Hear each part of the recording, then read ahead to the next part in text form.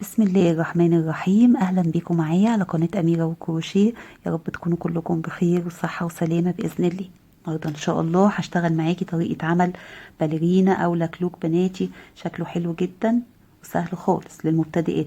اللكلوك ده انا اللي مخترعاه من زمان، من وانا لسه بنت صغيرة، ما كانش فيه اليوتيوب ولا الحاجات دي، وانا كنت طبعا بضطر اخترع مع نفسي كده. فهو عبارة عن دايرة، وبعد كده بتشتغلي حواليها رايح جاي، وبتقفليها من ورا بطريقة هتشوفيها سهلة جدا، وهتخلي اللكلوك معاكي حلو، ما يديش بوز ولا يدي اي حاجة من قدام. اللكلوك ده بيلبس من مقاس 2.5 سنين لحد 4 سنين، يعني انت تقدري تعمليه يلبس السن ده. وكمان هقولك في الفيديو لو حبيتي تكبريه ازاي. اللكلوك اخد مني 50 جرام من الخيط. خيط ايه؟ خيط هيمالايا افريدي.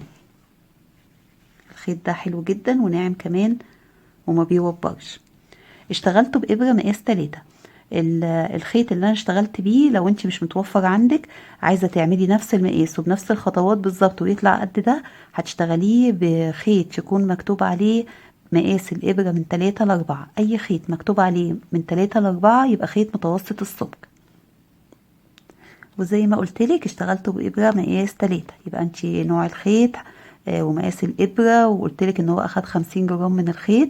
ان شاء الله نطبق الخطوات يا رب وتكون سهلة عليكي بإذن الله. وقبل ما أبدأ، يا رب تكون مامة كارما وأميرة شايفاني وتطبق الأكلوك، عشان أنا عاملاه لها مخصوص. يلا نبدأ. بسم الله الرحمن الرحيم. نبدأ بسم الله الرحمن الرحيم. أول حاجة هنعمل دايرة سحرية، وأنا بعمل الدايرة السحرية عبارة عن عقدة البداية، وبوسعها وبدخل اشتغل جواها. السطر الأول هترتفعي سلسلتين وهتاخدي لفة على الإبرة، وهتدخلي جوه حلقة البداية دي اللي هي الدايرة السحرية. تشتغلي على طرفين الخيط كده، بتبقى معاكي عقدة البداية هي الدايرة السحرية. هتدخلي وهتشتغلي 13 عمود بلفة. ده كده أول عمود. هتشتغلي التاني، التالت، كده 4، 5، 6، 7، 8، 9، 10،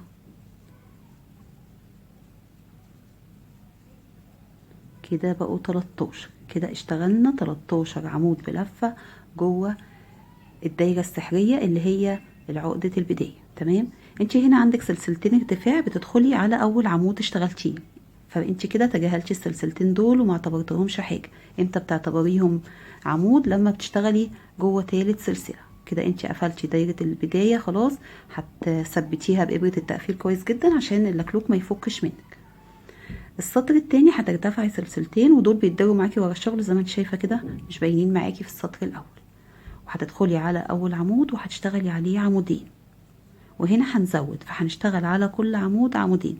يعني على ال 13 عمود هتشتغلي على كل عمود عمودين، فهيبقى عندك في اخر السطر بدل ما كان عندك 13 تحت، هيبقى عندك 26 في السطر التاني. هتفضلي تكملي كده لحد ما يبقى عندك على كل عمود عمودين. ده شكل السطر التاني. بقى عندنا 26 عمود عشان اشتغلنا على كل عمود عمودين. هتسيبي السلسلتين وهتدخلي على العمود وهتقفلي بمنزلق. كده انت قفلتي السطر التاني. هنا عشان المقاس صغير هنشتغل السطر الجاي ده عمود سلسلة، لكن لو انت هتكبري هتكملي سطرين كمان بتزايد الدايرة. يعني السطر اللي جاي هيبقى عمودين وبعدين عمود وبعدين عمودين، والسطر اللي بعده هيبقى عمودين عمود عمود وبعدين عمودين. ده كده تزايد الدايرة. انت هنا السطر التالت هترتفعي سلسلتين وهتدخلي على اول عمود وهتشتغلي عليه عمود وبعده سلسلة. السطر كله هيمشي معاكي عمود سلسلة، على كل عمود عمود وبعده سلسلة. هتاخدي لفة على الإبرة وهتروحي على العمود اللي بعديه، تدخلي وتشتغلي عمود، وبعده هتشتغلي سلسلة، وعلى العمود اللي بعده هتشتغلي عمود وسلسلة. آخر السطر برضو هيبقى عندك 26 عمود سلسلة. هتفضلي تكملي بالشكل ده لحد آخر السطر. ده كده شكل السطر التالت. بقى عندنا 26 عمود سلسلة. اخر السطر اشتغلتي سلسلة، هتدخلي جوه اول عمود وهتقفلي بمنزلق. ده كده شكل السطر عندك. ابتداء من السطر الجاي هنبتدي ننقص جزء مش هنشتغل عليه، وهنشتغل رايح جاي عشان نعمل شكل القدم من قدام. فهترتفعي سلسلتين وهتدخلي على العمود هتشتغلي عليه عمود، وعلى السلسلة هتشتغلي عليها عمود، على العمود هتشتغلي عمود، وهتفضلي مكررة كده جوه السلسلة هتشتغلي عمود، وعلى العمود هتشتغلي عمود، وهتفضلي تكرري كده لحد فين؟ لحد ما تسيبي. انت عندك هنا كده بداية السطر هتسيبي سلسلة والتانية والتالتة والرابعة والخامسة والستة، يعني هتسيبي الجزء ده كده مش هنشتغل عليه، ده هيبقى وش الرجل. عندك الستة هنشتغل اخر عمود على العمود اللي قبل الستة، احنا بنعد الستة من الشمال لليمين، تمام؟ فانا هاجي هفضل اشتغل كده لحد ما اوصل للستة، وهاجي اوريك هيبقى الشكل ايه. ده كده شكل السطر الرابع معاكي. انت هنا سبتي سلسلة 2 3 4 5 6 واشتغلتي على العمود اللي قبل السطة على طول، كده يعتبر سبتي 11 عمود، يعني لو كنت اشتغلتي فوقيهم كان هيعمل لك 11 عمود. فبقى هنا عندك 21 عمود، 41 عمود هم دول اللي انت اشتغلتيهم، دول كده 41 عمود. هنعمل ايه؟ هنرتفع سلسلتين في السطر الخامس، هناخد لفة على الإبرة وهندخل على أول عمود كده وهنشتغل عليه عمود. احنا هنا هندخل على أول عمود عشان هنتجاهل السلسلتين اللي في الآخر، فكده وهنتجاهل دول برضو في كل سطر، فكده العمود ده لو سبناه مش هيتحسب معانا وهيقل معانا، عشان كده بنشتغل جوه. هتشتغلي على كل عمود عمود، هتفضلي شغالة كده على كل عمود عمود. انت بتلفي الشغل طبعا وبتشتغلي على كل عمود عمود، هتفضلي تشتغلي كده لحد اخر السطر. لما توصلي لحد هنا هنشتغل على اخر عمود عمود. كده احنا اشتغلنا على السطر كله اعمدة، على اخر عمود هتدخلي وهتشتغلي عليه عمود، وعندك السلسلتين دول ما بنشتغلش عليهم عشان احنا بنتجاهلهم. السطر كده ده شكله بدأ يتنى معاكي زي ما انت شايفة كده، فلما هتيجي تتنيه هيديكي الوش اللي انت شايفاه الجميل ده. بعد كده السطر السادس هترتفعي سلسلتين، واحنا لما بنرتفع سلسلتين يعني ما بنحسبهمش، فبندخلوا على اول عمود.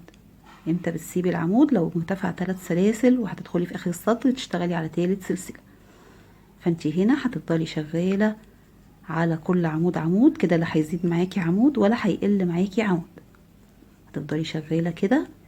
هيبقى عندك برضو في اخر السطر 41 عمود، هتكملي كده لحد اخر السطر. ده كده شكل السطر عندك، اشتغلنا لحد اخر عمود اشتغلنا عليه عمود، وبقى ده الشكل عندك زي ما انت شايفه بالتنى كده. دلوقتي انا فاضل لي 3 سطور واقفل.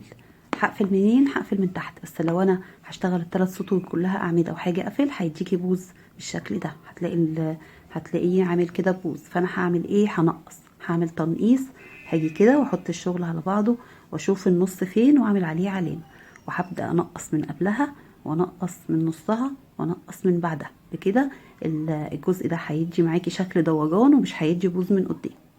احنا كده عندنا عدد الاعمدة كان 41 عمود، فاحنا عايزين نعمله علامة على نص ال41. نص ال41 عندنا هو العمود رقم 21، فانا هعمل علامة عندي هنا العمود 21. هجيب علامة، اي خيط اي ماركر عندك وهتعملي علامة. ليه احنا هنعمل علامة؟ عشان احنا هنبدأ التنقيص قبل العمود ده ب5 أعمدة وبعده ب5 أعمدة، يعني هننقص على 11 عمود. فانت هنا لما هتنقصي هتحسبي ال5 أعمدة اللي هنقصها، هتلاقي هنا فاضل عندك 15 عمود، يعني هنطرح ال5 من ال20 هيطلع عندك 15 عمود، هم دول اللي هنشتغلهم. طبعا انت لو عدد الأعمدة عندك أكتر هتعملي نفس الطريقة، هتشوفي العمود اللي في النص وهتشتغلي هتحطي عليه علامة وهتعملي التنقيص قبله ب5 أعمدة وتحسبي. لو طلع عندك مثلا النص وليكن مثلا 26 يبقى هتنقصي 5، يبقى هتبقى عندك 20 عمود. فاحنا هنا هنرتفع سلسلتين وهنلف الشغل وهنشتغل على ال15 عمود. ايا كان عدد الأعمدة عندك هتسيبي 5 أعمدة قبل العلامة، سهلة كده. هتسيبي ايه؟ 5 أعمدة قبل العلامة. انا هفضل اكرر كده لحد ما اوصل لل15 عمود اللي هم بعدهم هيبقى في 5 اعمده قبل العلامه، وانت هتفضلي تكرري لحد العدد الاعمده اللي عندك. انا كده اشتغلت 15 عمود، انت هتفضلي تشتغلي لحد عدد الاعمده اللي هيبقى فاضل عندك قبل العلامه 5 اعمده. يعني انت عندك العلامه اهو في 1 2 3 4 5، دول اللي هننقصهم عشان ما يدجناش بوز كده زي خف جحا، تلاقيه من قدام ببوز.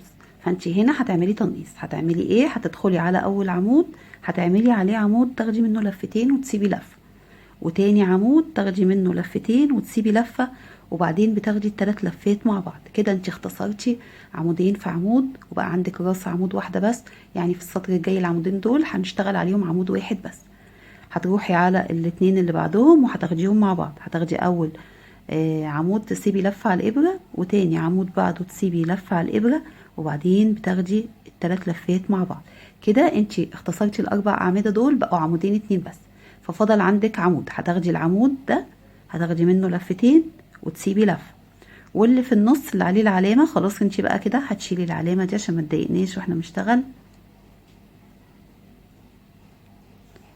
وهتعملي ايه؟ هتاخدي العمود اللي كان في النص هتاخدي منه لفتين وتسيبي لفه. هنا هنختصر 3 اعمده مع بعض. العمود اللي بعده هتاخدي منه لفتين وتسيبي لفه، وبعدين تاخدي اللفات كلها مع بعض. ده كده الشكل عندك.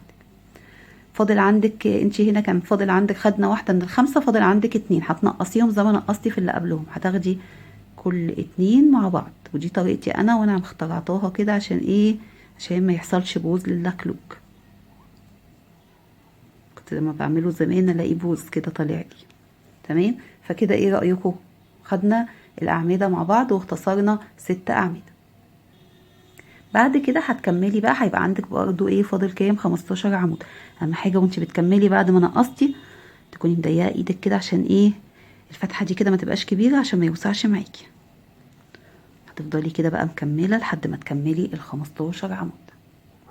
ده كده بقى الشكل عندنا. هنقلب كده الشغل وهتشوفي هتلاقيها شكلها بقى جميل اهو. لما هنيجي ننقص في السطر ده بس هتتظبط معانا اكتر. هنا لو نقصتي برضو هيطلع عندك هنا ايه شكل كده. فاحنا هناخده اختصاره برضو كده عشان ايه ما يطلعش عندنا البوز ده.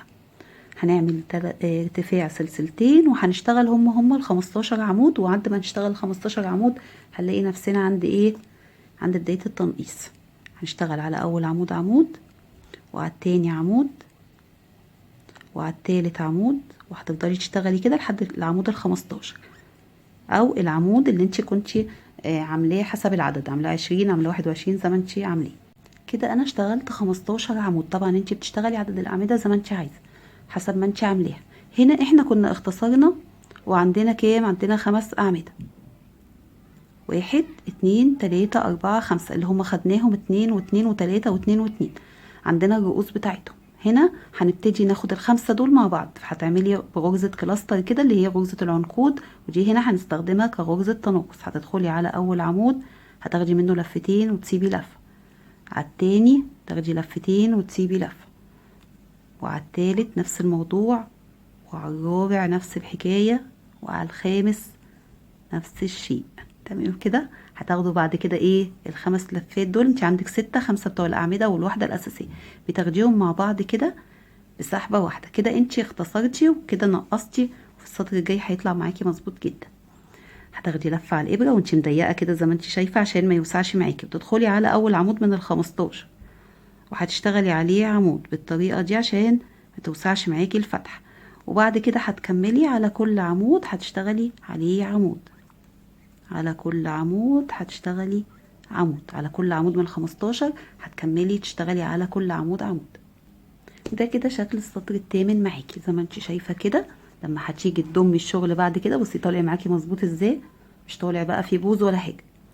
دلوقتي احنا هنا لو انت هتشتغلي وهتلاقي المقاس ده مظبوط معاكي ممكن تقفلي لحد كده. لو ما لقيتوش مظبوط وعايزه يكبر شويه هتشتغليه نص عمود. فانا هشتغله معاكي دلوقتي نص عمود. لقيتيه محتاج يشتغل عمود هتنقصي عند هتاخدي 2 مع بعض هنا برضه عشان يظبط معاكي. ده لو هتشتغلي عمود، لكن لو هتشتغليه زي نص عمود هنشتغله نص اعمده كده على طول.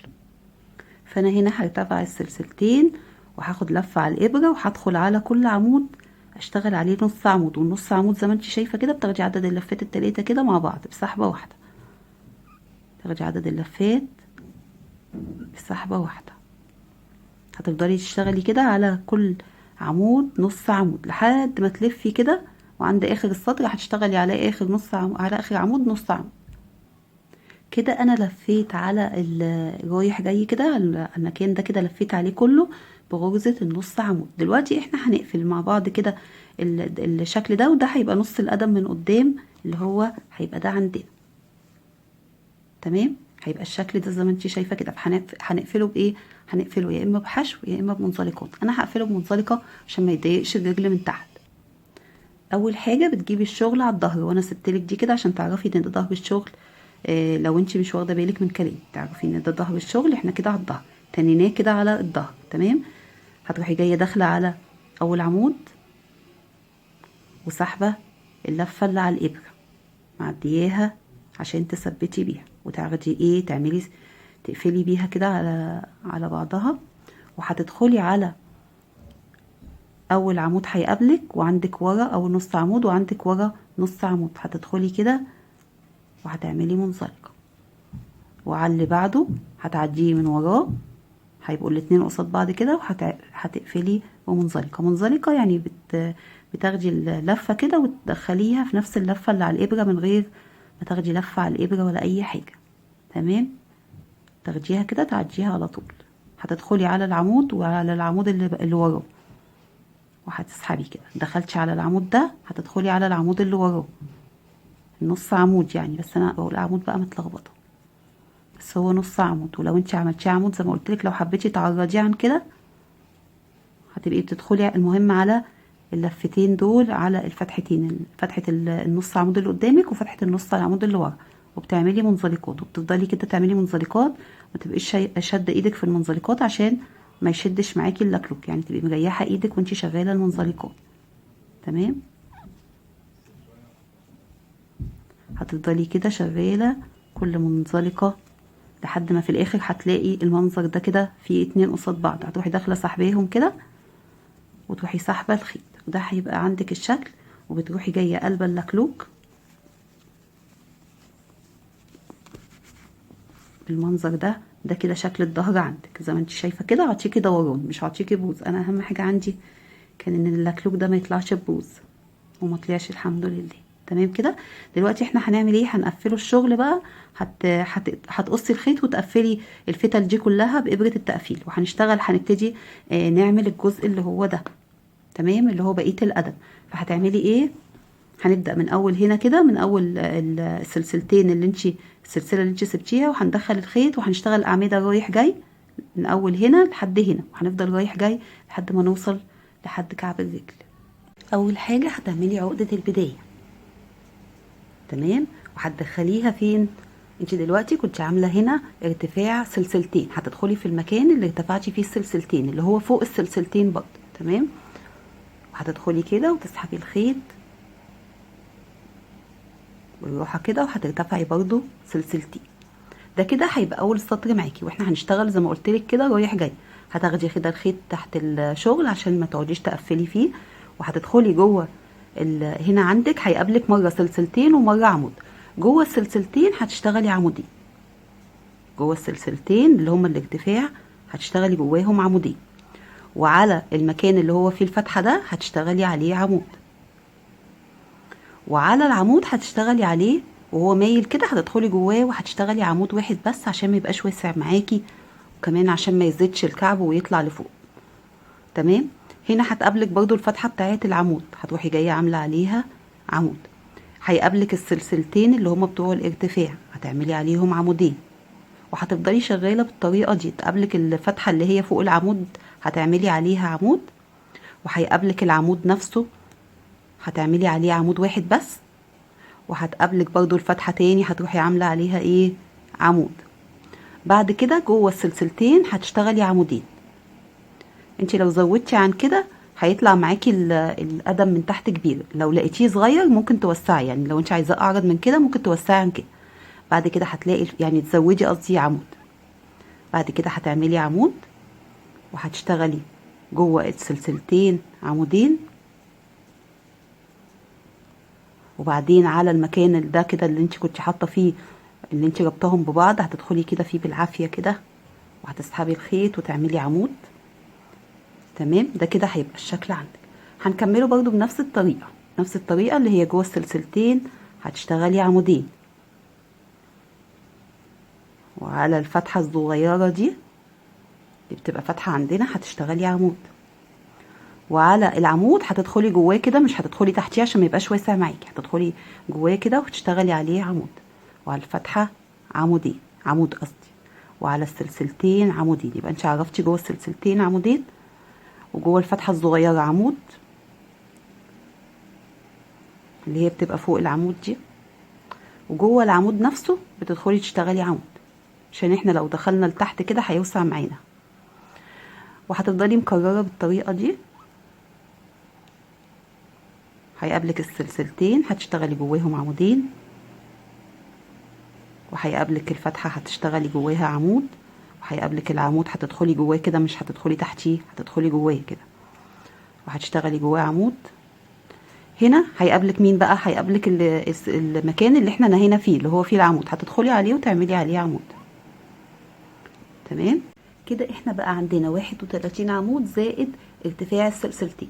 طبعا انت هيبقى برضو المقاس عندك حسب ما انت عاملاه، يعني انت هنا ممكن يطلع العدد اكبر حسب ما انت كبرتي هنا في عدد السطور بتاعه القدم من تحت. بعد كده هتفضلي تكرري، هتدخلي هترتفعي سلسلتين وهتاخدي لفه على الابره، وهتدخلي على اول عمود هتشتغلي عليه عمود، وعلى تاني هتشتغلي عليه عمود، وعلى التالت هتشتغلي عليه عمود، وهتفضلي تكرري بالطريقه دي على كل عمود عمود لحد ما توصلي لحد هنا، وتفضلي تلفي وترجعي تاني تشتغلي اعمده على الاعمده دي كلها. هتشتغلي كام سطر؟ انا هنا هشتغل 9 سطور، فهشتغل في الاول 7 سطور، انا هكملهم هنا 7 وهرجع معاكي تاني هشتغل سطرين، عشان خاطر لما تيجي تعمليه من ورا كده زي ما انت شايفه كده يضم معاكي، وبرده ما يعملش البوزه اللي بتبقى طالعه من هنا، هنقص من الجزء ده عشان ما يديناش البوزه دي. فانت هتشتغلي دلوقتي 7 سطور، او هتشتغلي المقاس اللي انت عايزاه، بس هتسيبي سطرين دول اللي احنا هنقص فيهم. ده كده الشكل عندي بعد ما اشتغلت سطور رايح جاي وكملتهم 7 سطور زي ما انت شايفه كده مظبوط معانا. والسبب في الظبطه ايه؟ ان احنا مش بنحسب السلسلتين، فلما بنرتفع سلسلتين بنلف الشغل وبنشتغل على العمود، يعني ما بتسيبيش العمود، لو سبتيه انت كده كده ما بتشتغليش عليها فهتبقي بتنقصي وهيطلع معوج معاكي. احنا هنا هنشتغل تنقيص، فهتعملي ايه؟ انت دلوقتي هنا عندك 31 عمود، نصهم كام؟ نصهم 16. احنا هنشتغل على 3 منهم اللي هي ال16 واللي قبلها واللي بعدها. فانت هنا هتعدي، هتحسبي النص وهتسيبي قبليه سلسله، وهيبقى عندك هنا 14 عمود، فهتشتغلي 14 عمود. انت لو طلع عندك عدد الاعمده زي ما يطلع، يعني كل اللي هتعمليه انك هتطرحي، هتحسبي النص وتطرحي منه واحد، وهتشتغلي اللي هيطلع معاكي ده عدد اعمده. فانا هنا هعمل اول عمود والتاني، انا طلع معايا 14 عمود، فانا هكملهم 14 عمود وارجع. انا كده كملتهم 14 عمود، يعني قبل النص احنا حسبنا النص 16 واحنا شايلين عمود بقوا كام؟ بقوا 15، بقوا 14. اشتغلنا ال 14 وسيبنا العمود ده اللي هننقص، واحنا هنا هننقص 3 اعمده. هتاخدي لفه على الابره، يعني هتختصري ال3 اعمده دول، في السطر اللي بعده هيبقى واحد بس، يعني هننقصه 2 يعتبر. هتدخلي على اول عمود وهتشتغلي عليه عمود وتسيبي عليه لفه، وعلى التاني اللي هو رقم 16 كان هتاخدي منه لفتين وتسيبي لفه، وعلى التالت اللي هو الاول بعد النص على طول هتاخدي لفتين وتسيبي لفه. كده عندك 4 لفات على الابره، بتاخديهم الاربعه بسحبه واحده، وبعدين بتاخدي لفه وترجعي تشتغلي، وزي ما قلت لك بتبقي شاده اللفه اللي على الابره، بترجعي تشتغلي 14 عمود. انت قسميهم فعندك 14 من هنا و14 من هنا، هتفضلي تشتغلي على كل عمود من ال 14 عمود لحد ما توصلي لاخر السطر. وزي ما انت شايفه كده ناقص معاكي، وهيديكي من ورا شكل البوز، يعني مش هيديكي شكل البوز، هيلم معاكي. ده كده شكل السطر، ده السطر التامن. احنا هنشتغل 9 سطور ففاضل لنا سطر، برضو نفس الحكايه هنقسم النص. فانت النص عندك هو مين؟ هو اللي احنا جمعناهم بغرزه كلاستر مع بعض دول ونقصنا التلاتة. احنا قبلها هنسيب عمود وبعده هنسيب عمود، فانت كنت عامله في اللي فات 14 عمود، في ده هتشتغلي 13 عمود، فهترتفعي سلسلتين. احنا نقصنا يعتبر عمود من الجنب ده وعمود من الجنب ده، هتدخلي تشتغلي عمود على اول عمود يقابلك تحت اهو، عشان كده الخط ماشي معاكي مظبوط، عشان في بنات بيشتكوا ان الخط بيتعوج منه. وهتشتغلي على كل عمود عمود لحد ما تكمليهم 13. ليه 13؟ عشان احنا نقصنا عمود هنا، هتكملي لحد 13 وارجعي. كده اشتغلنا 13 عمود، فاضل عندك هنا في ايه؟ في عمود. تمام اللي هو قبل التنقيص. انت عندك التلاتة لما تجمعوا مع بعض اهم، اللي قبله هتدخلي جواه وهتشتغلي عمود وهتسيبي لفة على الابرة، وعلى اللي احنا جمعناهم التلاتة في واحد دول هنشتغل عمود وهنسيب برضو لفة على الابرة، وعلى اللي بعده هنشتغل عمود ونسيب لفة على الابرة، وهتاخدي التلاتة برضو كده الاربع لفات بسحبة واحدة. كده انت نقصتي للسطر التاني. هتشتغلي كده بقى اعمدة خلاص على كل عمود هتشتغلي عمود. الميزة عندك هنا بقى ان مش هيعمل لك البوز اللي قلتلك عليه ده، اللي بيبقى شكله وحش لما باللكلوك بنلبسه بيبقى طالع بوز من ورا. ده كده مش هيخلي فيه بوز من ورا زي ما انت شايفة كده، هيبقى دوران. هتكملي كده لحد ما تكملي الاعمدة ونرجع. كده احنا خلصنا السطر التاسع اللي هو حسب المقاس اللي احنا عايزينه. ده الشكل عندك زي ما انت شايفة مظبوط بالطريقة دي، وكمان اعطيكي شكل الدوران اللي ورا مش هيدي معاكي بوز خالص. احنا دلوقتي هنقفل الجزء اللي ورا بمنزلقة زي ما قفلنا تحت كده. فهنعمل ايه؟ هنجيب الشغل على الظهر، يعني هنخلي الشغل كده اللكلوك هيبقى معانا كده، ده الظهر عندنا عشان هنشبك عليه من الظهر كده ميبقاش باين. وهتدخلي كده جوه اول عمود وهتسحبي اللفة اللي على الابرة، هتسحبي اللفة اللي على الابرة هتدخليها جوه العمود وهتعملي سلسلة عشان تعرفي تشتغلي. وهنا هتدخلي جوه العمود وجوه العمود اللي قصاده وهتعملي منزلقة، وجوه العمود اللي بعده والعمود اللي قصاده وهتعملي منزلقة، وهتفضلي شغالة كده منزلقات. هتاخدي العمود اللي قدام مع العمود اللي ورا زي ما انت شايفة كده اهو، العمود اللي قدام مع العمود اللي ورا بمنزلقات. وزي ما قلت لك برضو بتوسعي المنزلقة، عايزة تقفليه بحشو براحتك برضو، عايزة تقفليه بإبرة الخياطة إبرة التقفيل، بس كده اضمن لك. تمام، انت كده قفلتي اهو ورا بمنزلقات وبيتقفل معاكي زي ما انت شايفه اهو مش باين كمان. هتفضلي مكمله كده منزلقات، هتدخلي من العمود للعمود اللي وراه، تدخلي الابره في العمودين عشان يشبكوا الاتنين في بعض، وفي الاخر خالص بتسحبي كده وتاخدي لفه على الابره وبتقصي الخيط. خلاص احنا كده هنقص الخيط، هنثبته كده ونخيطيه هنا على المنزلقات. تقلبي الشغل كده زي ما انت شايفه كده، ده بقى الشكل عندك شكله حلو جدا. تمام، احنا هنا دلوقتي بقى هنشتغل ايه؟ هنشتغل حواليه سطور من الحشو، سطرين اتنين بس، وهنشتغل عليه فستونات. انت حبيتي تخليه بقى لكلوك اللي هو الطويل ده وتشتغلي حواليه اعمده وتكبريه براحتك برضو. تمام، احنا دلوقتي هنلف حوالين اللكلوك بغرز الحشو. فاول حاجه هتعملي عقده بدايه وهتثبتيها فين؟ هتدخلي في ظهر في الظهر من ورا عند الكعب كده، وهتدخلي على السلسلتين وهتثبتي عقدة البداية لانك بتاخديها كده كأنك عملتي سلسلة. تمام، بعد كده هتدخلي على المكان اللي انت قفلتي فيه ده وهتعملي غرزة حشو. واحنا هنا هنشتغل السطر كله غرز حشو. هتدخلي على العمودين، على العمود هتعملي عليه 2 حشو، العمود وهو مايل كده. تمام، بعده بيبقى فيه فراغ صغير كده بتدخلي تعملي فيه غرزة حشو. هنا عندك سلسلتين هتدخلي جواهم تعملي غرزة حشو واحدة بس. الفراغ اللي تحتها الصغير اللي هي الفتحة الصغيرة دي اللي هي بتبقى على راس العمود هتعملي غرزة حشو. جوه العمود هتعملي غرزتين حشو، يبقى على العمود وهو مايل هتعملي غرزتين حشو، وعلى الفتحات الصغيرة دي بتعملي غرزة حشو واحدة، وجوه السلسلتين اللي هما بتوع الارتفاع بتوع السطر دول بتعملي غرزة حشو واحدة. يبقى جوه العمود ايه؟ غرزتين حشو، وعلى الفراغ الصغير ده بتعملي غرزة حشو، وعلى السلسلتين الارتفاع بتاعهم بتعملي غرزة حشو واحدة بس برضه. وهتفضلي مكملة بالطريقة دي، غرزتين حشو على العمود وغرزة حشو على الفتحة اللي بعد العمود، اللي بعد العمود على طول اللي هي تبقى فوق السلسلتين، وغرزة حشو جوه السلسلتين، وغرزة حشو فوق العمود على راس العمود كده. وهتكملي بنفس الطريقة دي كده لحد اخر السطر.